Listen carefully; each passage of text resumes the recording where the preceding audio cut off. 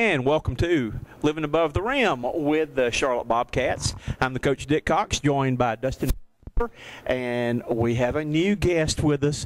We have Brittany, Lindsey with us on our first time here, though. Brittany, what was your first impressions of reporting for Cox Sports Broadcasting? I am super excited to be here, first of all. I just want to say that. But being behind the scenes at an actual basketball game was completely different for me. I've never done anything but sat in the stands, and this is only my second NBA game. So it wowed me pretty much to see everything that goes on behind the scenes and what actually goes into putting this whole game together. You did a good job tonight with us there, though. Thank you very much. Dustin, game tonight, very physical basketball game. That the Bobcats knew they'd have to step it up in the paint when you got Blake Griffin and some of the other power players, though. But they didn't back down. They played it pretty tough in there and battled probably the scrappiest I've seen them this year, though. But what were your thoughts on the game? Yeah, I mean, a tough loss again. They're ninth in a row, so they are on a little bit of slump right now. But this was one of the games where they finally played like they did the first month of the season. They scrapped, they fought hard, they brought energy for 4 quarters. This is just an elite basketball team they were playing in the LA Clippers, probably a team that will have a chance to compete for a championship this year. So for them to hang around, they stayed within 3 points for most of the game. Just couldn't get over that hump and get that rebound or that stop when they needed to, and they fell short by 6 points. But overall, the crowd and even Coach Dunlap, when we talked to him after the game, have to be happy with the energy that was put out on the floor. And as long as they play like that on a night-in, night-out basis, I think fans will be happy with where this team's headed. Well, let's go now and see what Coach Dunlap had to say on tonight's ball game, and also hear what the players had to say in the locker room. The toughness of your team in this one was a really physical game, one that could have got away from you, but these guys just kept battling back. Yeah, I never felt the game was going to get away from us, but I did know that it was just a good basketball game, good plays, sound defense on both sides of the ball for them and us.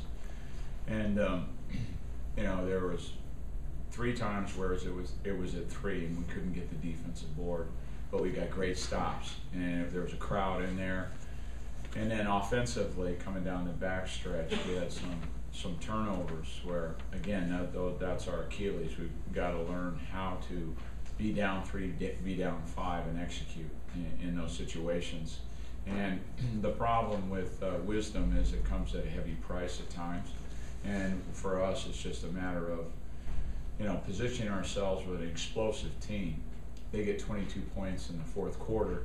That means you're working really hard to keep them down because, you know, they can walk away from you with a click of the fingers, and they didn't. So, you know, we're just frustrated, but there's plenty of metal within our group, as I've said before. 39 minutes from Biz tonight. Just kind of talk about his performance and what he's been able to give you these last few games. Well, he can take a superstar and play him heads up, and we don't have to rotate our defense because he's so physical. Second is he's a very good defensive rebounder. He's 20 years old.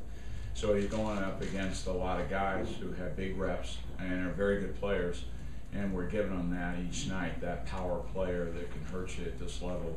And I thought he did a great job against Griffin. I really did. Coach, what's it going to take to snap out this 9-game losing streak? Well, I just think it's going to take a combination of things. But if you look at our wins, we were able to nip people at the end, be in a position where we surprised them. And there's only been one situation in Portland where we had a lead in the 4th quarter, double digit, and we're able to push away.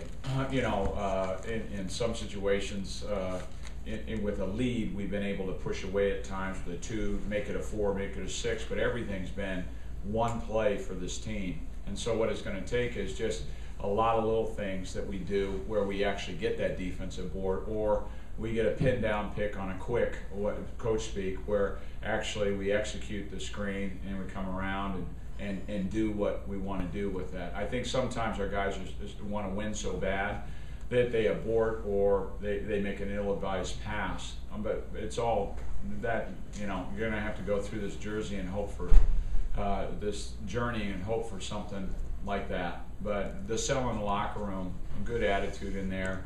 I guarantee if you talk to the guys, they feel good about where we're headed, but it's just really frustrating right now. Coach, when you said that they feel good about themselves, tonight, I mean, short of the fact that whether you won or lost, did tonight feel like progress? I mean, Well, against the that way to me. Clippers, I would say if the Clippers can avoid serious injury and they get the people that they have coming, into the fold, that it's another one of those teams that, with a little bit of luck, they could be in the championship series. They're that powerful. I mean, their bench. We haven't seen a bench as strong. And so 1 to 10. I'm not sure that there are too many teams other than Miami that stack up, especially when you take Miami's bench 6 through 10. Yeah, I mean, we've been catching every hot team coming through, and I think it's really good for us in terms of having that kind of competition. And then the second thing is we don't make any excuses. We understand that we are in a losing streak, and we want to, get that one win to just kind of push on, and it's accumulative. But they do feel good about who they are, and they should, because we played a hell of a team tonight. We played good basketball. Everybody that's in this room saw that it was quality basketball, and we just couldn't get across the threshold. Coach, how hard is it to kind of work Gerald Henderson back in to where he needs to be? I mean, once he was out for a while, the chemistry came together, with the group that was on the floor. So how hard is it for you to kind of pick the spots where he needs to be in the lineup and what kind of minutes he's playing? Well, it's not the easiest thing I've ever done, but it's not the most difficult. And we have to remember he was a starter. So it allows maybe to take some pressure off of Gilchrist and Jeff Taylor, and also that's my job, so no complaints. I like the fact that he's getting healthier. You can see his legs; it's coming back to him. So I think it's probably hard on some of the other players knowing that he's going to get some substantial minutes. Coach, can you talk about Kimba and 17-6 against two of the better teams in the league at point guard? Yeah, I mean, with Kimba, he has a good model across the way in Chris Paul. I think that their games are very similar. I said that when he was at UConn. And I think that when, number one, he wanted the challenge tonight, and I think his report card was really strong when you look at what you're talking about. He fared very, very well. I think I've done a good job overall as a team. It's on the side. I think, it's been a team thing. We really played hard. Some guys, it hasn't been some guys' nights, but it's been good team wins. Balance scoring. Yeah, exactly. Yeah, balance scoring. And, can we go over here? It's a little ridiculous. Sorry. Not a Nas fan. Oh no, I love the song. Some guys in the shower. We were talking about the balance scoring. Yeah, I mean, it's been, it hasn't been just one or two guys. It's been 3 or 4. It's been our entire bench. It's been a lot of things. So it's been great wins. Yeah, it's okay. Physical game. Yeah, it was just tiring, coming in off a pretty tough back-to-back. Getting in late. Charlotte was hard. Strapped. Definitely a different team than last year. They really fight. So it's not just a cakewalk by any means anymore. So it was kind of one of those grinded out games. You really had to stick in there. Can you talk a little bit about your team? Coach Dunlap made in his comments said when you get everybody healthy, this is a team that he thinks y'all could be a team possibly in the finals next year. That's the plan. That's the goal. I think we have the talent. We have a lot of work to do. We have to get those guys healthy, and we have to keep them healthy. Keep everybody healthy, really. So I mean, that's our goal, obviously. But we still have a lot of work to do to reach that goal. Like, how important was it tonight just to have kind of mind state with the kind of back-to-back 4 or 5 goals behind you? It's important. You have to win games like this to be a good team. You have to win games like this to gain that experience and gain that confidence. So, for guys to step up and grind out this win, it's ugly, but to grind it out, it's great. Can you talk too about you've got a deep team this year about how strong your bench is and gives y'all a chance to get a break? The bench is unbelievable. We've been able to save our legs and rest and really be ready for games like this because of our bench and because of how well they've taken care of games down the stretch. Put a lead on teams or put a lot of pressure on teams. So we need them. We need them. badly each game, so they're a big part of our team. You know, we don't think about it as our second unit. We just kind of think about it as the next wave of guys coming in. How do you in particular make sure your team stays determined, and how do you keep your head on straight throughout the game? Really, I mean, it's just about there's one goal. You know, we learned at an early point this season that we have a target on our back, and teams are being up for us, and we're getting a lot of people's best shots. So, you know, we have to have that mindset coming in, and you know, we have to stay focused as a unit and know that that's what we're in for each and every night. Do you feel like your offense is hitting on all cylinders, or what area could you improve in your offense? At times it is, but you know, a night like tonight, guys are missing shots that normally go in, and you know, we're a little tired. You know, I'm definitely tired after 4 and 5, but you know, I'm proud of how we got stops and got going in transition, and that kind of got us into the flow of the game. Thanks, guys. Thank you. Appreciate it, play. Oh, here we go again with the chair.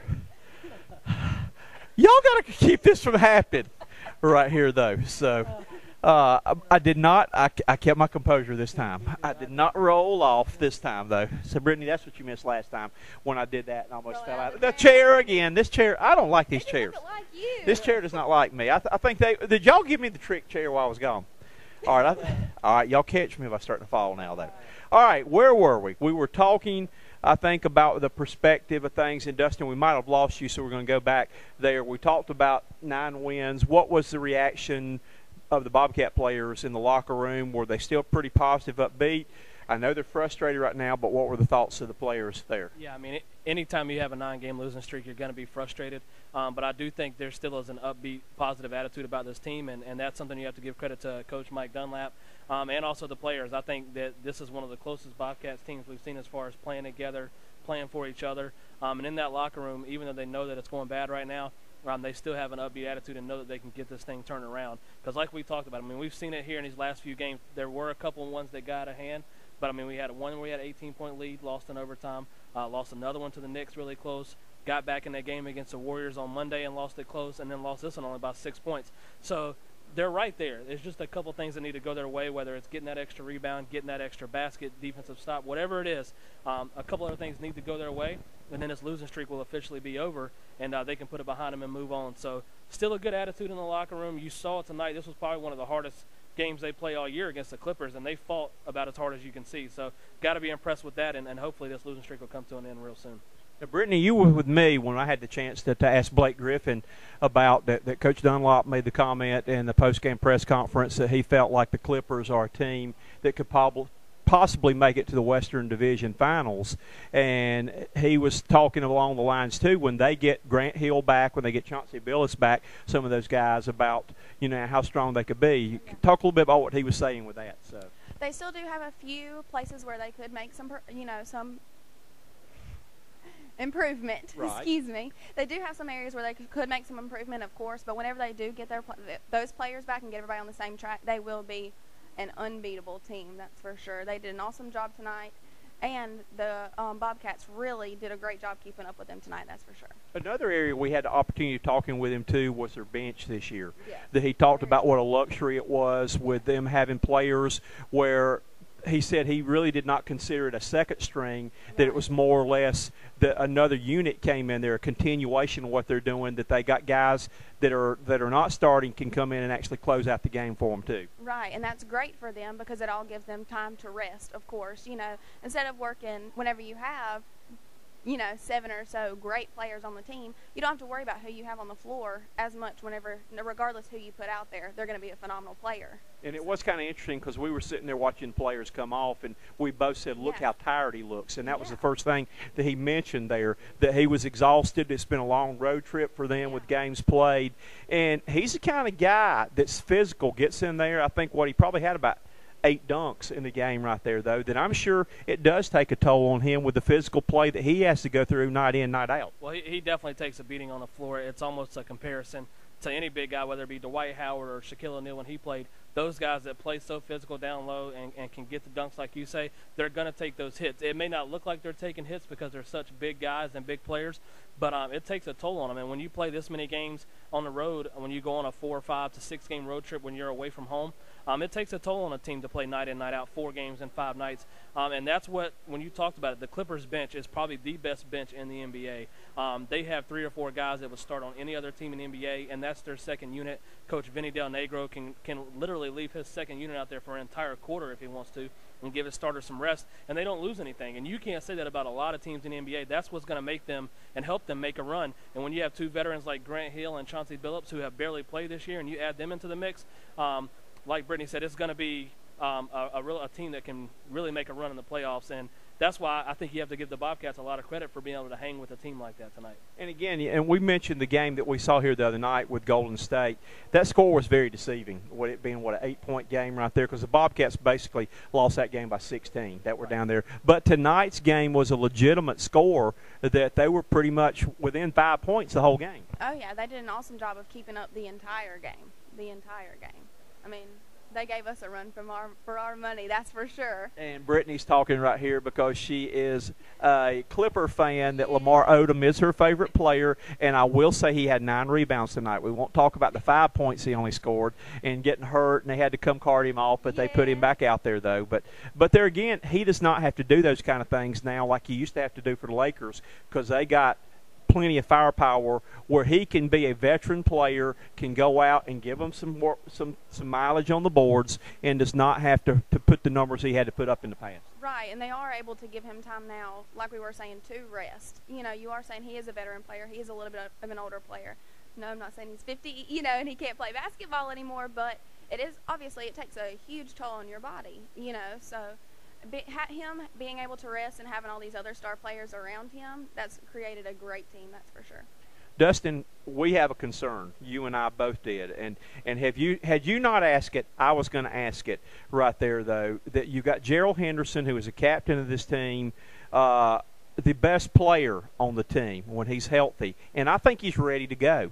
Only playing 20 minutes a game and nowhere to be found on the court the last 2 ball games within the last 8 minutes of the game. He checks in the final minute of the game tonight, though. I'm concerned about that. Hey, well, listen, we were going to ask the question because we want to bring the answers to the questions the fans have, and I'm sure a lot of fans out there are wondering.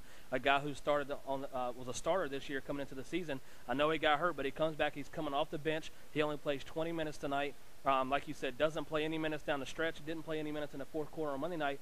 So you do have to ask those kind of questions when he's one of your best players. Why is he not in the game? Dunlap, he gave a decent answer, I'd say. I think he's still trying to work him back in. When a guy's out for a month or 2 months or however long Henderson was out for, it does kind of mess up the chemistry just a little bit because these guys play night in and night out together, and they come together and they know where everybody's going to be. So with Henderson jumping back into the mix, it does take time. I agree with him. It will take time to get him back in the mix, but I kind of agree with you. I think he's ready to go. I think that it is time for him to start playing some fourth quarter minutes. I think it's time to start putting him back in the starting lineup. That's no knock on Jeffrey Taylor, the rookie. He's a really good player, but you can kind of tell he may be hitting a little bit of a rookie wall right now with so many games and so many nights. And also, it would benefit Jeff Taylor to be on the second unit and going against other teams' second units. He could probably produce even better. So one thing I will say, when I was in the locker room, I talked to some Bobcat sources that were in the locker room that are there with the players, and I asked them, what they thought about my question about Henderson and kind of what did they think. And, they did say that, hey, he'll get there. He'll get his minutes, and that Henderson will tell you himself he's not in shape yet. So maybe that's one reason he's not going with him down the stretch. He hasn't gotten the shape. But I'm with you. I think it's close. If it's not happening now, if it doesn't happen in the next couple of games, it needs to. Henderson should be starting, and he should be playing minutes down the stretch because when he's in there, he's putting up numbers. See, the thing I don't really buy, and I'm just calling it like I see it, being a former coach there, how do you screw up chemistry of a team that's lost 9 games in a row? Well, it's time to break up a little chemistry and maybe throw some changes. Now, I wouldn't necessarily go the drastic things that they did with the starting lineup they put out there on the court the previous game right there, though. But this is a guy who is your captain, who is your leader, who took the clutch shots for you last year. You got to get him back in there. Well, I do agree with you on that. I mean, when a 9-game losing streak is going like this, you do want to make some changes. You don't want to make wholesale changes because then it really messes everything up. But it may be time to tinker with some stuff now. He messed with the starting lineup on Monday, whether it was good or bad. And like you said, I mean, I do think Henderson will be back in the starting lineup soon. We just don't know when it will be. I mean, even though they are in a 9-game losing streak, let's remember that when they went 7-5, Henderson wasn't really a part of that either. So you can look at both sides. But like you said, when they're down like this, Henderson said it tonight. He's the captain. He's the leader. He said it. He'll do anything to help this team, whether it's rebound, pass, shot, help a teammate out, whatever. So that's good that he's back, and I think he's building it. And I'm gonna give Dunlap some time. I know I've been hard on him, just like you're being hard on him right now with the Henderson situation. But I'm gonna give it a couple more games and see what happens. But I would expect him, if not by the end of the week, maybe tomorrow night. I don't know. Henderson being back in there and getting his full minutes, especially when they go on a tough West Coast trip where they're gonna need him. So again, and I'm just calling it like I'm seeing it right there. That's the coach in me there. That you know, those are things I wonder and think about right now, though. So well, I mean, and I'll add to this. I mean, the thing about it is, you want to try to get Henderson in there, but then again, you also don't want to take away from the other players who have helped you be successful in that 7-5 start. So that's why I asked Dunlap tonight, how hard is it to balance? Because Ben Gordon's playing well, so you don't really want to take too many of his minutes away. Sessions brings you a spark off the bench as a backup point guard, so you don't want to cut his minutes. And then you have Taylor, who you're trying to develop and brings you defense. So that's why it's hard for an NBA coach to balance that kind of thing. When you have so many good players that you can put in there to balance those minutes and figure out the situations, hey, but that's why he became an NBA head coach, and it's his first year. So we'll see how he does with the rotations coming up here soon. But it's a hard balance. And I will be the first one to say, and will be honest with you, that in looking back in all the years I coached, the hardest thing I had in coaching was balancing minutes, because I had a point guard that was a great player that was the best player I ever coached. I'd play him 32 minutes the whole game, some games like that, though. It's hard, and I understand that, though, so I'm not trying to be critical of Dunlop. It's just I know to get in there, though, but that was probably the biggest weakness and thing I struggle most with, was getting the right minutes, substitutions at the right time. You hate to break up combinations when things are going well, though. So that'll be an area that we need to work on. All right, your first impressions, your first ball game here, your final thoughts tonight on what it was like being a part of Cox Sports Broadcasting and being on the other side of, I'll say, the fence, because it was kind of fun getting to walk in with all these people wanting autographs, and I know you wanted to sign a few going there, but what was it like being on the other side? I was getting ready to cross my leg. I'm going to fall out of the chair if I do that, so I'm not going to do that. It was awesome, honestly. I've never, like I said, I've only been to one other NBA game, and that was here.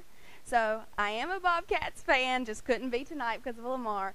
But being on the other side, it really put more into perspective for me from what all does go into this and how hard it kind of is to keep your mind on straight whenever you're in this game and being tossed in and out and seeing the other players that you're going against, you know, in and out. And I see now, you know, how difficult that is. Whereas, you know, whenever you're just watching TV, you don't see, you know, everything that they're actually going through. You don't see them hobbling back to the bench and having to get up, you know, 3 minutes later to go play again. So, I mean, it put a greater perspective in my head of what they have to go through and what they're dealing with on a day-to-day basis at their game. And actually, when we went in the locker room, too, seeing the players with ice bags taped to them immediately, being iced after the game, and you even mentioned to me, too, about do the players, the teams have to fly out tonight, and the wear and tear of travel from day to day in the game. It kind of gives you a different light on things of what it is to be a professional athlete. Oh, yeah. I mean, they had guys walking around, you know, in the middle of the game, first and second quarter, with ice bags around their knees and their stomachs, you know. I mean, so it really did put that in perspective for me. You don't see that on TV, or, you know, you don't see that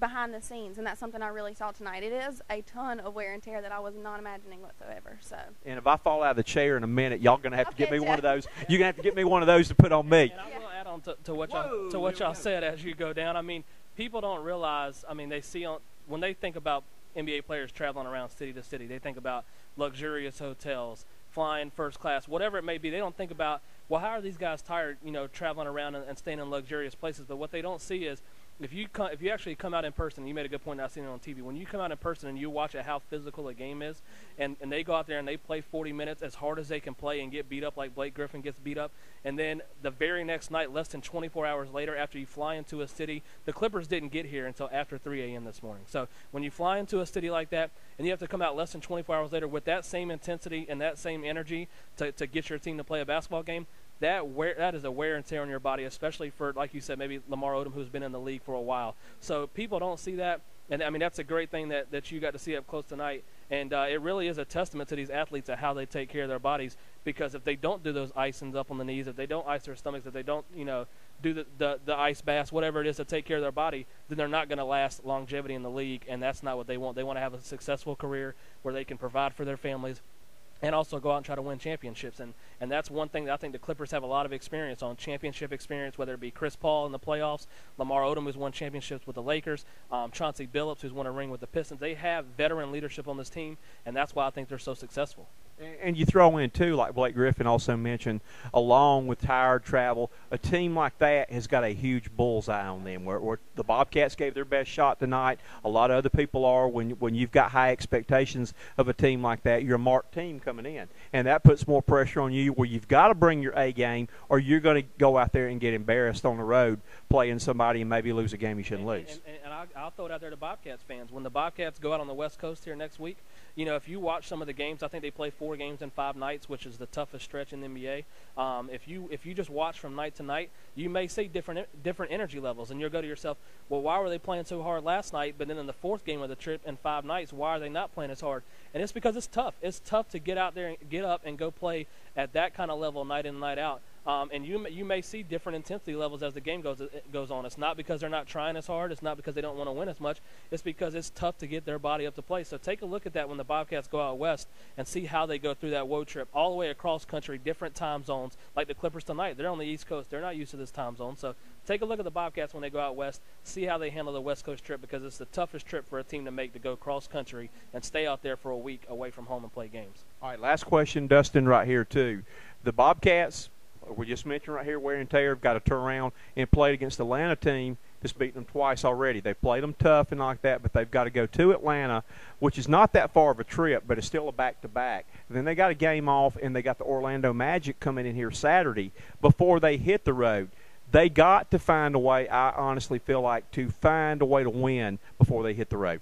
Okay, well, start with Saturday when they come back home. That's a winnable game against an Orlando team that has about the same record that we have. So I do look for that. They need to get a win there before they head off on the West Coast. But I'm going to go out here and make a bold prediction. I told this actually to head PR guy B.J. Evans in the locker room. He's traveling with the team tonight to Atlanta. I'm predicting a win in Atlanta tomorrow night to break the losing streak. They've lost to Atlanta twice. They actually had a chance with 5 seconds last time they were in Atlanta, down 1, and had a turnover where they could have won the game. And this team, the way I saw them fight with the energy tonight is what's making me make this prediction. That was the team I saw in the first month. They lost this game, but that was the team I saw in the first month where they played every possession like it was the last possession of the game. They were on the floor diving for loose balls, making plays that they need to make. So I'm going to go on a prediction and say that they win tomorrow night, and then they come back home and have some momentum against Orlando before they head out west. So I think the word, my final thought, the word is patience. I mean, people may have got too up from a 7-5 start thinking, where can this team go? And now they see a 9-game losing streak and they don't know what to think. We know this is a young team. We know this is a first-year head coach. We know they're trying to build. So don't get too high. Don't get too low. This team is still growing. You're going to have bumps in the road. I didn't think, you didn't think that they would make the playoffs after a 7-5 start. But also I don't think they're as bad as a 9-game losing streak. So somewhere in the middle, keep some patience. I think they'll get it turned around where you see them compete night in and night out like they did tonight. And like I said, I think they win tomorrow night. And they are an extremely young team that we were looking at the roster and figured out that 2 of the players are actually younger than Brittany over here, though. Yeah. So we won't reveal ages because we're not supposed to do that for women. I got to sit still. I'm going to fall out of this chair yet. I cannot breathe right now, though. But that's going to wrap it up from Time Warner Arena here tonight. Make sure you tune in. We'll be back Saturday night for post-game comments. You have been watching Living Above the Rim with the Charlotte Bobcats, brought to you by Fats on Highway 9 in Bowling Springs, by the Beacon Drive-In, by Concoction Ministries, by Larry's Trophies, by the Fellowship of Christian Athletes, and by the West Side Club. Again, special thanks tonight for Brittany, who came along with us. Dustin, I'm the coach, Dick Cox. We will see you Saturday night. Until then, have a good week. Happy holidays.